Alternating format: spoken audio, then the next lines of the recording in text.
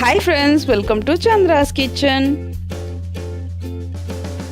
இதுவரைக்கும் சந்திராஸ் கிச்சனை சப்ஸ்கிரைப் செய்யாதவர்கள் ரெட் கலர் சப்ஸ்கிரைப் பட்டனை ப்ரெஸ் பண்ணி சப்ஸ்கிரைப் பண்ணிக்கோங்க.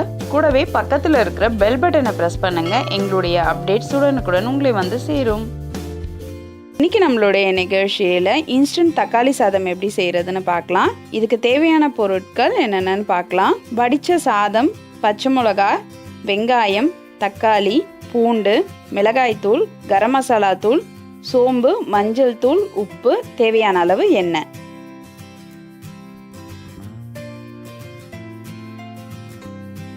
ஒரு கடாயில் 3லிருந்து 4 ஸ்பூன் எண்ணெய் விட்டுக்கலாம்.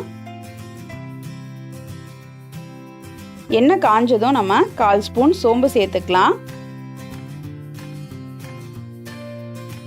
5 பல்லு பூண்டை நான் தட்டி வச்சுருக்கேன், அதை இதோட சேர்த்துக்கிறேன். பச்சை மிளகா 3 நறுக்கி வச்சுருக்கேன், அதையும் நான் சேர்த்துக்கிறேன். பெரிய வெங்காயம் அப்படி இல்லைன்னா சின்ன வெங்காயமாக இருந்தால் 10லிருந்து 15 வெங்காயம் சேர்த்துக்கலாம். பெரிய வெங்காயம்னாலே 1 அல்லது 2 நம்ம சேர்த்துட்டு இந்த மாதிரி பொடியாக நறுக்குனதை சேர்த்துக்கலாம். இப்போ இதை நல்லா வதக்கிடலாம்.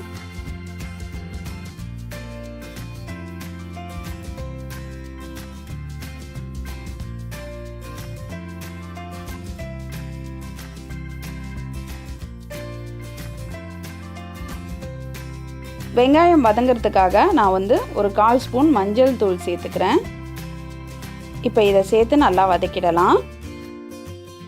இப்போ வெங்காயம் நல்லா வதங்கிடுச்சு. அடுத்ததாக நம்ம தக்காளி பழம் சேர்த்துக்கலாம். தக்காளி பழம் நான் நல்லா பழுத்த தக்காளியாக 3 தக்காளியை அரைஞ்சி வச்சுருக்கேன், அதை இதோட சேர்த்துருக்கேன். இப்போ இதை எல்லாத்தையும் சேர்த்து நல்லா வதக்கிக்கோங்க.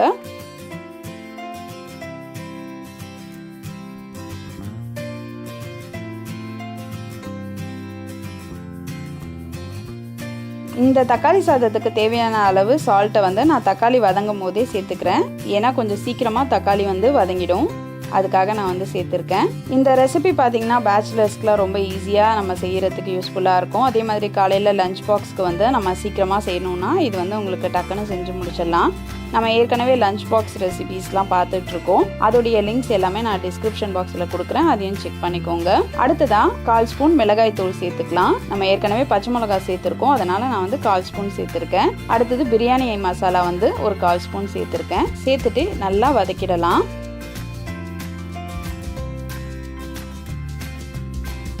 இப்போ பார்த்தீங்கன்னா நல்லா வதங்கிடுச்சு. உங்களுக்கு அந்த மிளகாய் தூள் வாசனை எல்லாமும் போயிருக்கு.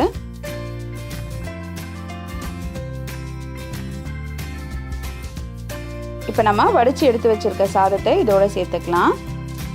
இப்போ இதை நம்ம எல்லா பக்கமும் இந்த கலவை படுற மாதிரி நல்லா கலந்து விட்டுக்கலாம். எப்போவுமே சாதம்லாம் கலக்கும் பொழுது பார்த்திங்கன்னா சின்னதாக கரண்டி எடுக்காதீங்க, நல்லா அகலமாக பட்டையான கரண்டியாக எடுத்திங்கன்னா உங்களுக்கு சாதம் உடையாமல் நம்ம கலர்றதுக்கு ஈஸியாக இருக்கும். அதனால் இந்த மாதிரி ஜெல்லி கரண்டி இல்லைன்னா பட்டை கரண்டி ஏதாவது எடுத்துக்கோங்க.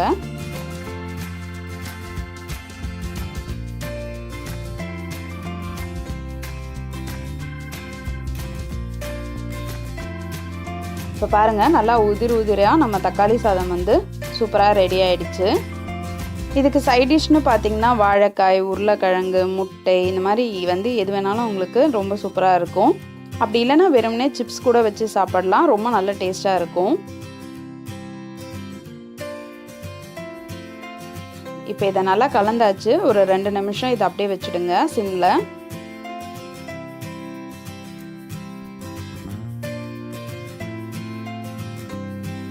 அதுக்கு மேலே நம்ம கருவேப்பிலை சேர்த்துக்கலாம். இப்போ இதை நல்லா கலந்து விட்டுடலாம்.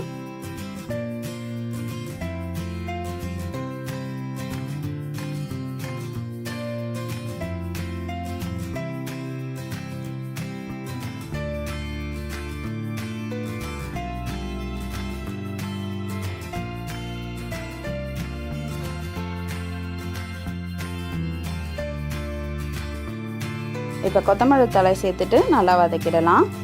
இப்போ நம்மளுடைய சுவையான இன்ஸ்டன்ட் தக்காளி சாதம் ரெடி ஆயிடுச்சு. நீங்களும் இந்த இன்ஸ்டன்ட் தக்காளி சாதத்தை உங்கள் வீட்டில் செஞ்சு பாருங்கள், உங்களுடைய ஃபீட்பேக்கை எங்களுக்கு சொல்லுங்கள்.